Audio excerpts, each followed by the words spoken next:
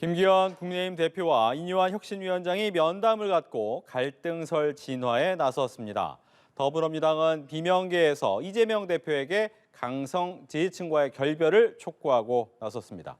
정호김 전 국회의원, 김수영 전 양천구청장 두 분과 이야기 나눠보겠습니다. 안녕하십니까? 어서 오십시오. 네. 먼저 오늘 아침에 김기현 대표하고 이뇨한 위원장이 만났어요. 첫 공개회동 어떻게 보셨습니까?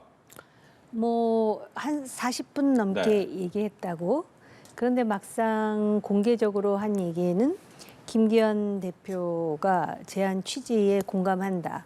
또 이뇨한 위원장은 쓴소리에 대해서 계속 건의하겠다. 요 두 마디잖아요. 네. 사실 어제 김기현 대표의 결기만 보더라도 굉장한 이야기가 오고 갔을 것이라고 생각하게 되고, 또 40분이라는 시간이 그렇게 짧은 시간은 아니거든요. 그러다 보니까는 이제 기자들은 상당히 아쉬워하는 것 같습니다. 무슨 얘기가 나왔는지 잘 모르겠으니까. 근데 제가 좀 소설을 쓰자면 제가 볼 때 이게 사전에 정지 작업이 일단 된 것이 아닌가. 어제만 하더라도 김기현 대표의 발언을 보면은 대통령에 대한 언급이라든지 또 자신의 거취에 대해서 이야기가 나오는 것에 대한 불쾌감을 드러내는데 그렇게 서슴이 없었습니다. 그런데 일단 제안 취지를 공감한다라는 식으로 하는 거 봐서는 본인 스스로 정리를 했든지 아니면 누군가에 의해서 정리가 되었든지 그런 것이 아닌가라는 상상을 하게 됩니다. 네. 일단 이 얘기를 듣고 어떻게 보셨어요? 네. 결국 올 것이 왔구나라는 생각이 듭니다. 예. 네, 이뇨한 위원장이 이렇게 내지르는 그런 혁신안이 사실 당에서 받아들일 수 있을까라는 생각을 했는데 실제로 받아들이기 어렵기 때문에 결국은 갈등이 이제부터 더 이제 심각해지는 상황으로 가지 않겠느냐 이렇게 보여지고요. 그렇기 때문에 오늘 그 40분간 대화를 했는데 실제로 내용은 맹탕이었어요.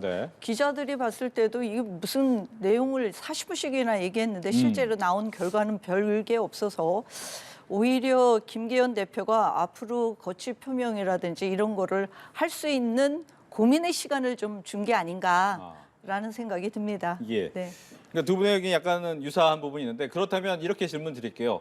갈등은 미봉책입니까? 아니면 앞으로 언제든 나올 수 있는 부분입니까? 김기현 대표와 관련해 가지고는 미봉보다는 조금 센 강도로 봉합이 됐다고 저는 개인적으로 생각을 해요.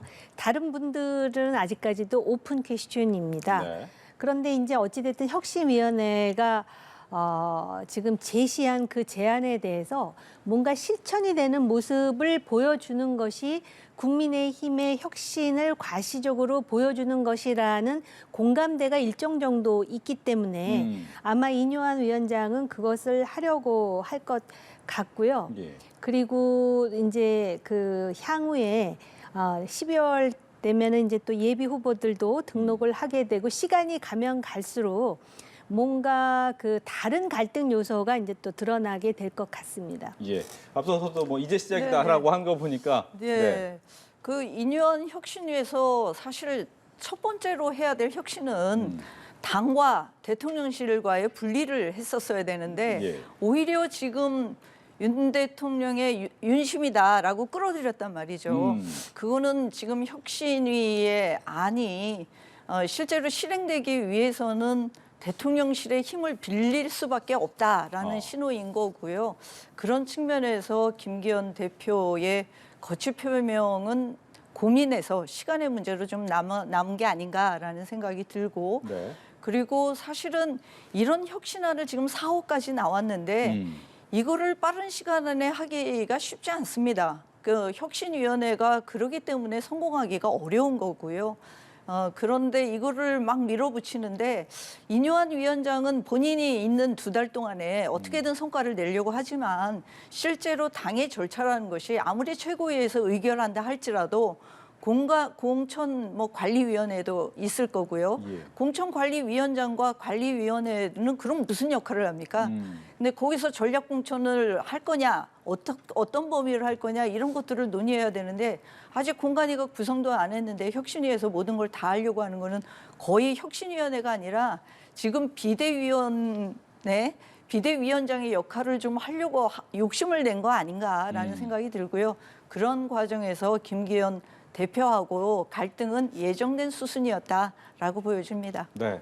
앞서서 이제 김기현 대표의 거취는 어느 정도 결정이 된 것 같다라는 느낌을 받았다라고 하셨어요. 하지만 보면 이제 오늘 김무성 전 대표라든가 아니면 이종찬 광복 회장 같은 경우에는 주변에 있는 이제 친윤 사람들을 좀 이야기를 했는데 그렇다면 친윤 사람들이 이번에 이런 혁신안에 대해서 어떻게 이야기를 할까요?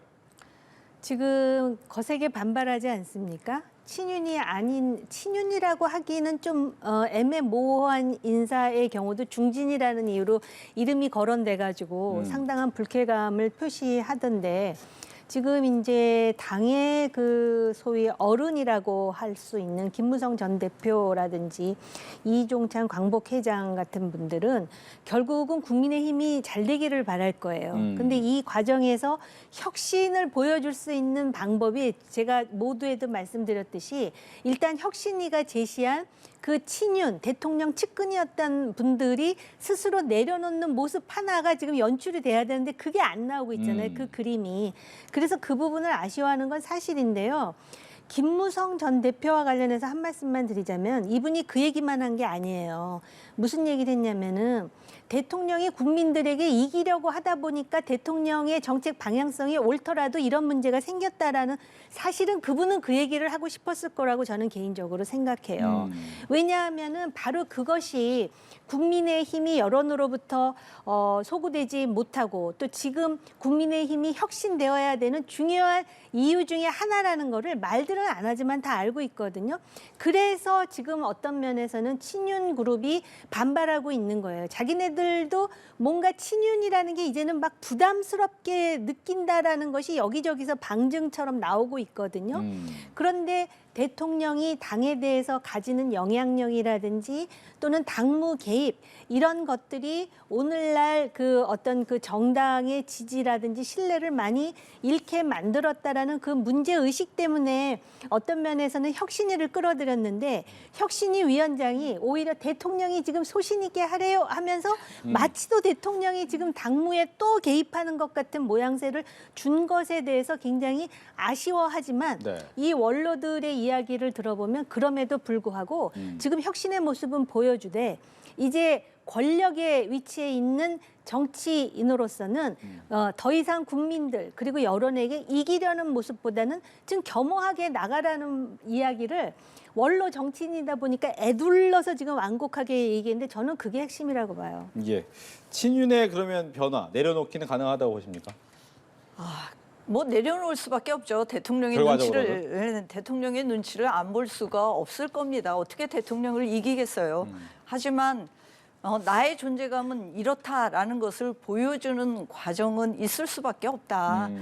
그게 친윤들의 뭐 어찌 보면 어떻게 해서라도 이번 총선은 내가 나간다. 뭐 무소속이든 어떻게 해서라도 나가서 이기고 그다음 공천은 지금 있는 대통령이 할 거 아니지 않느냐라는 의미도 있다고 보여지고요. 장제원 의원은 이제 그런 그 시도를 했는데 사실은 문매를 맞은 거죠. 원로 정치인들뿐만이 아니라 보수 언론으로부터도 이제 여론이 좋지 않으니까 아무래도 뭐 꼬리를 내리지 않을까. 그리고 또 대통령을 이길 수 없다라는 생각을 가지지 않을까 이런 생각이 들고요. 결과적으로는 이런 일들 때문에 인요한 혁신위원회도 김기현 대표도 그렇게 오래되지 않아서 뭐 비대위로 갈 수밖에 없는 상황이 되지 않겠는가라는 생각이 듭니다. 예. 4.5 혁신안 내용도 얘기를 해볼게요. 4.5 혁신안 내용은 전략 공천을 원천 배제하겠다라는 건데 선거에서 전략 공천이 없는 적은 없었어요. 근데 이 얘기가 가능합니까? 실현 가능합니까? 전략 공천을 한다고 하면서 전략 공천을 하진 않아요. 네. 경선한다고 하면서 사전에 뭐 걸러내든지 여러 가지 방법이 있는데요.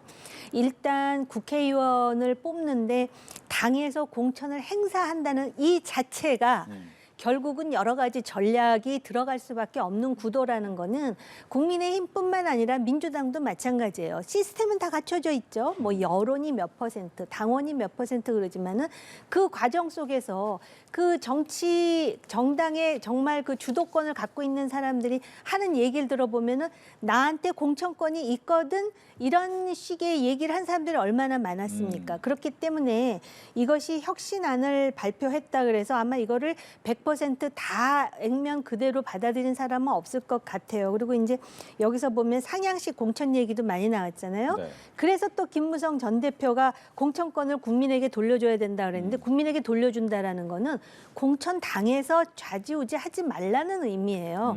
근데 워낙에 말을 이렇게 완곡하고 상당히 이렇게 그 뭐랄까 애둘러서 하는 타입이기 때문에 근데 그 얘기가 저는 맞다고 봐요. 그거를 하지 못했기 때문에 박근혜 정부 하에서 그리고 그 이후에 여러 가지 국민의힘에서 선거 때마다 아주 그 깊은 상처를 받은 이유가 됐거든요. 그런 차원에서 이 이뇨한 혁신의 4호 혁신안은 좀 더 구체화돼야 된다고 봐요. 네. 전략 공천. 네. 전략 공천은 뭐 어찌 보면 필수 불가결한 부분이기도 합니다. 이번에 강서 보궐선거만 해도 민주당에서 한 10여 명이 나와서 경선을 하려고 애를 썼었는데 결과적으로는 전략 공천을 했습니다. 만약에 그러지 않았다고 하면 네. 이번 선거에 그렇게 격차를 많이 벌렸을까라는 생각도 듭니다. 어찌됐든 총선에서 모든 데를 다 전략 공천을 할 수도 없고 해서도 안 되는 일이지만 총선의 전략상 이 상대당의 후보가 누구인지를 보고 뭐 거물급을 대결을 해야 된다든지 뭐 그런 상황도 있을 수 있습니다. 그렇기 때문에 뭐 민주당 같은 경우는 총선에 불출마를 선언한 곳이라든가 그리고 뭐 불가피하게 할 수밖에 없는 그런 곳은 전략 공천을 하도록 되어 있고 나머지는 사실은 여론조사 그리고 당원들의 투표를 통해서 할 수밖에 없게끔 그렇게 이제 시스템 공천이 되어 있는 것이죠.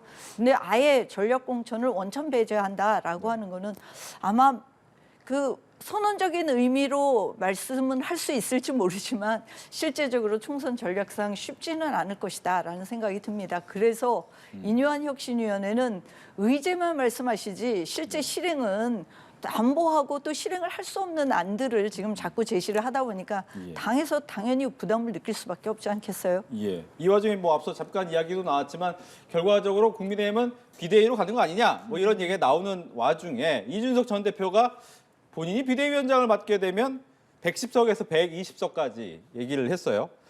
보통 신당설을 얘기하다가 갑자기 이제 비대위원장 얘기까지 한 이유는 어디 있습니까? 그 맥락을 보면은요.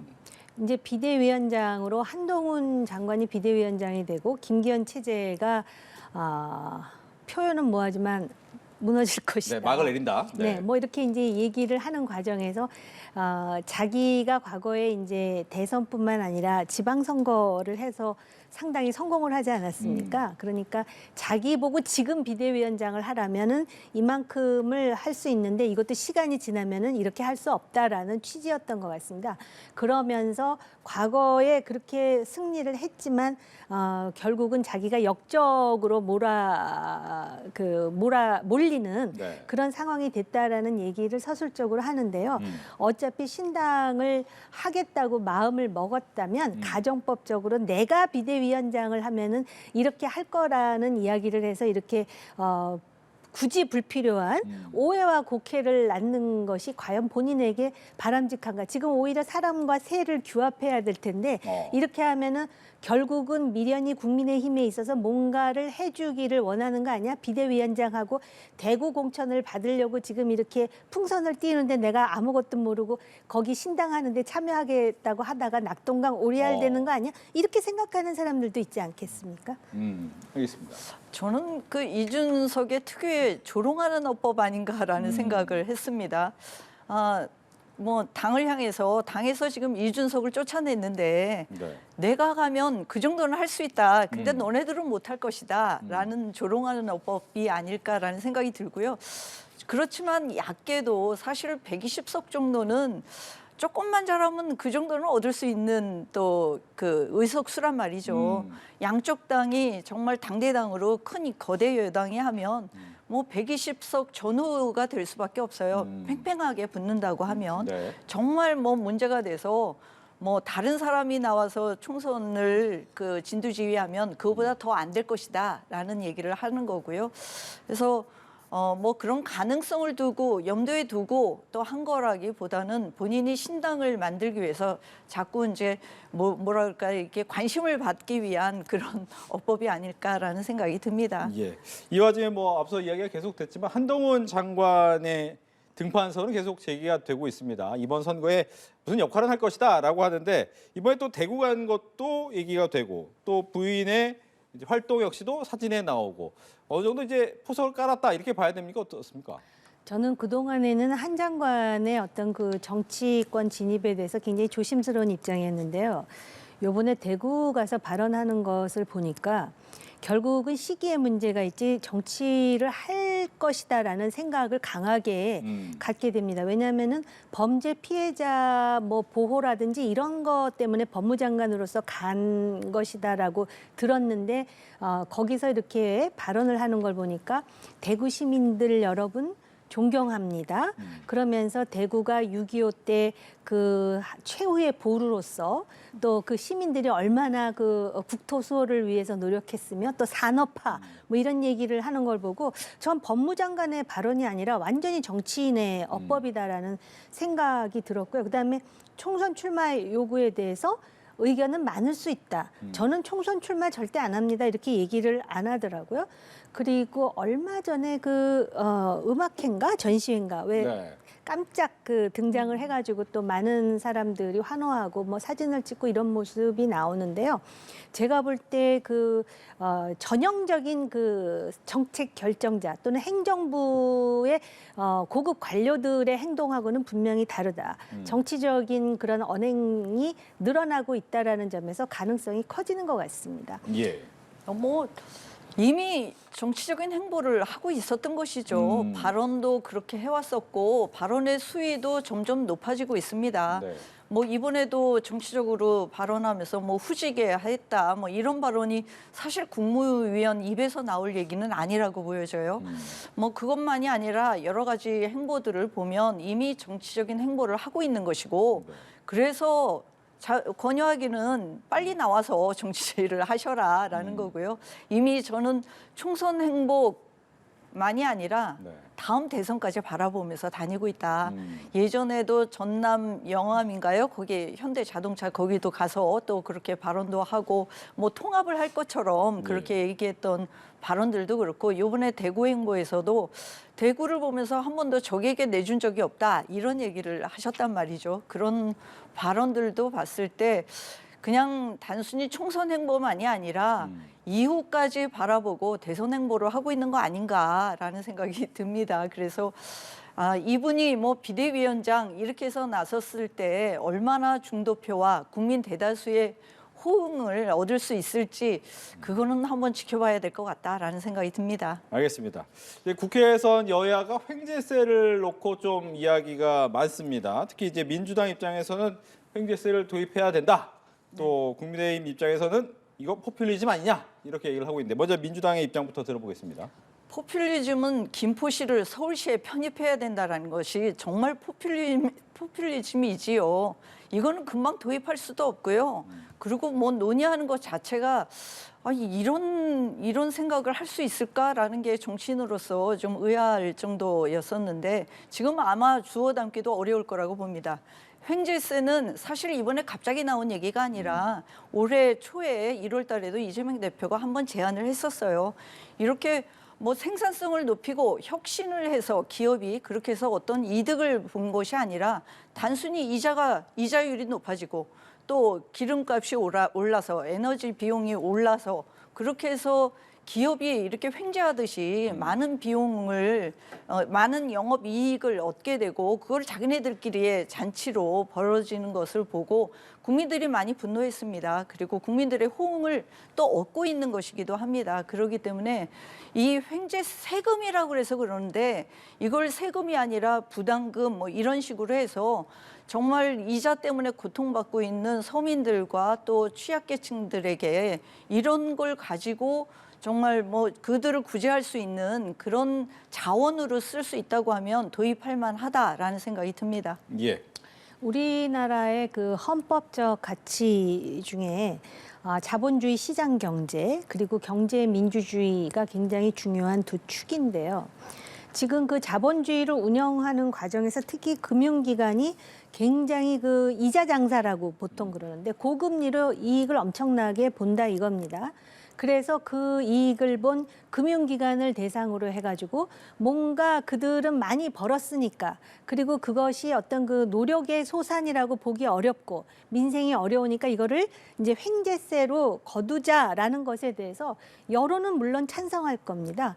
근데 그 횡재세라는 표현 자체가 파퓰리즘이 상당히 먹힌다라는 전제로 이름을 아마 횡재세로 명명한 것 같은데요.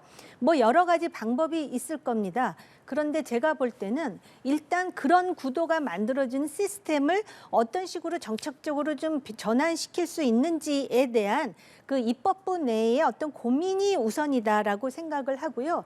그런 정책을 하자면 정책은 너무나 쉽습니다. 그런데 과연 그런 지금 단순히 이제 그 금융기관만 제가 지적해서 말씀을 드리기는 하지만은 이런 식의 어떤 그 정책 제언보다는 좀 더 이렇게 그 시장 경제에 맞으면서 뭔가 이렇게 공정한 그런 룰에 그런 어떤 그 근거한 그런 정책 제언을 한다면은 그 여야가 좀 합의를 보는 데 있어서 좀 수월하지 않을까 이런 생각도 듭니다. 예.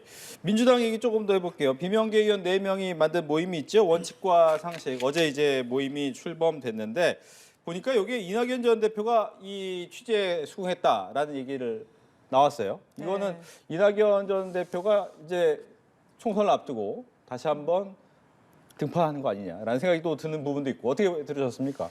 글쎄요, 이거를 가지고 이낙연 대표가 움직일까요? 저는 좀 그거는 좀 아닐 것 같다라는 생각이 들고요. 어쨌든 비명계에 지금 4분이 모였는데 이게 얼마나 더 늘어날지 저는 좀 그렇지는 않을 거다라는 생각이 듭니다. 왜냐하면 이 비명계는 오로지 이재명 대표를 반대하는 것이지, 그리고 공천을 걱정하는 분들이시지, 그래서 앞으로 어떤 비전과 무엇을 가지고 예를 들어서 탈당해서 신당을 한다든가 이런 것들이 없습니다. 아니면 어떤 이념이나 정책이나 뭘 가지고 어떻게 해보겠다 이런 게 아니라 강성 지지자들 팬덤 정치하지 마라. 그거는 결국 경선할 때 불리하다 이런 얘기를 하시는 거거든요. 그렇기 때문에 결국은 반명이 지금 우선 뭉쳤는데 다른 분들도 거기에 동의하면서 새롭게 신당이든 탈당이든 할 수 있을까? 저는 그러지는 못할 거다라는 생각을 하고요. 뭔가 어떤 신념적으로 이렇게 딱 뭉쳐진 그런 분들이 아니어서 이게 더 확대되리라고 보여지지는 않습니다. 예. 네. 그 원칙과 상식의 발표문을 보면은요, 구구절절이 옳은 말이에요. 그런데도 지금 민주당 내에서 호응을 못 얻고 있는 이유가 무엇일까? 결국 우리가 무엇이 옳고 무엇이 그른가의 얘기를 하는 것이 아니라 권력의 문제를 논하기 때문에 그렇습니다. 이들이 옳은 말을 해도 그거를 추진할 권력, 힘이 없으면은 그냥 허공에서의 메아리처럼 들리는 이 현실이 참 안타깝다는 생각을 하면서 사실은 말입니다. 민주주의의 꽃이라고 하면은 견제와 균형이에요. 근데 당내 민주주의도 역시 견제와 균형인데 제가 무슨 양비론은 아니지만 어느 당도 견제와 균형이 제대로 이루어지지 않기 때문에 항상 권력자 중심으로 수렴되고 있는 이 구도가 상당히 문제임에도 불구하고 이게 너무 자연스럽게 인식되니까 그거에 대해서 다른 소리를 내면 그게 이상한 것 같이 들리는 것뿐이죠. 그리고 이들이 지적하는 팬덤 정치 있잖아요. 현대 민주주의를 망치는 중요한 요소 중에 하나가 팬덤 정치예요. 이거는 뭐 우파든 좌파든 그런 팬덤 정치를 가지고 그 사회가 건전하게 돌아간 적이 없었어요. 그리고 지금 이제 뭐 비명을 얘기하지만 비명이 있다라는 건 친명이 있다라는 거 아닙니까? 친명에 지금 속한 사람들을 가만히 보면 과거에 친문이었던 사람들이에요.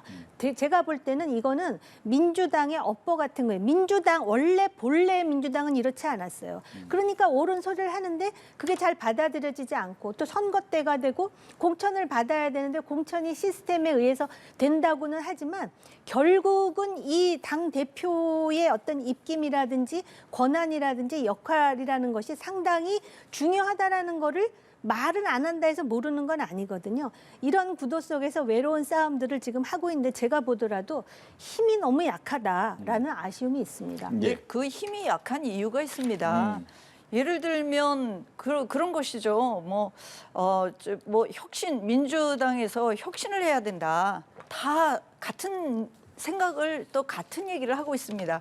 그러면은 무엇을 혁신해야 되느냐? 혁신의 방향은 뭐냐? 혁신의 내용은 뭐냐? 이것을 말씀해 주셔야 되는데 그걸 뭐 도덕성 회복 얘기하는데요. 이미 뭐 김남국 의원이니 다 문제가 있다는 거 다 동의하시잖아요.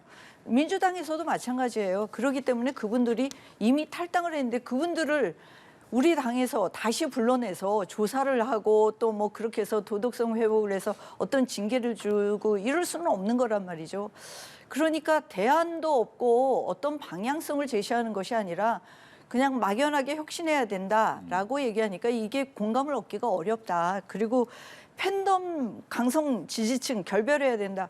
이재명 대표가 여러 차례 얘기를 했어요. 얼마 전에도 그 SNS에 올려서 그렇게 해서는 안 된다. 이게 민주당에게 도움이 됩니까?